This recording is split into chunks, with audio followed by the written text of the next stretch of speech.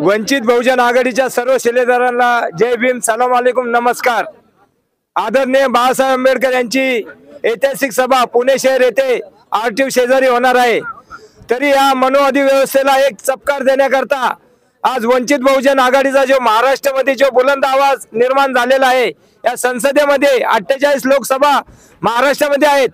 आपल्याला 2-3 जागा देण्यापेक्षा बाळासाहेब आंबेडकर हे पुणे शहरातून बहुमताने खासदार होत्या असं हे परिवर्तन सभा आहे।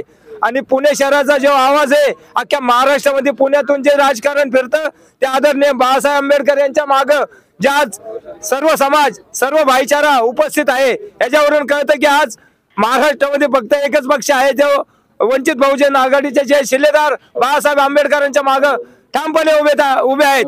याकरता 48 लोकसभेमध्ये आदरणीय बाळासाहेब आंबेडकरांच्या ज्या सभा चाललेल्या आहेत आणि आचारसंहिता लागण्याच्या आधीची ही सभा 27 फेब्रुवारीला होणार आहे। या सभेमध्ये 2-3 लाखाच्या खाली लोक येणार नाही। हे पुणे शहर सगळं मनोवादी व्यवस्थेचा RSSचं हे माहेरघर जाणलेलं जाणार। आतापर्यंत जे RSSचे लोक इथं निवडून येतात, आज वंचित बहुजन आघाडीची एवढी ताकद झालेली आहे की पुणे शहरामध्ये वंचित बहुजन आघाडीचा उमेदवार बहुमताने निवडून येण्याची क्षमता या वंचित बहुजन आघाडीच्या शिलेदारांमध्ये आहे। याकरता मी सगळ्यांना आवाहन करतो की पुणे शहरामध्ये या महाराष्ट्रामध्ये वंचित बहुजन आघाडी शिवाय पर्याय नाही।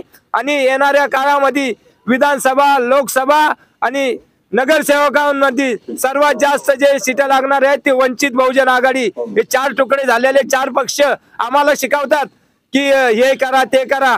राष्ट्रवादी, भाजप याच्यामध्ये सगळे तुकडे झालेले, पण एक पूर्ण पक्ष आहे म्हणजे तो म्हणजे वंचित बहुजन आघाडी। मी सगळ्यांना विनंती करतो आपल्या शिलेदारांना की वंचित बहुजन आघाडीच्या सर्व उमेदवारांना प्रचंड बहुमताने विजय करायचा येत्या या जगामध्ये।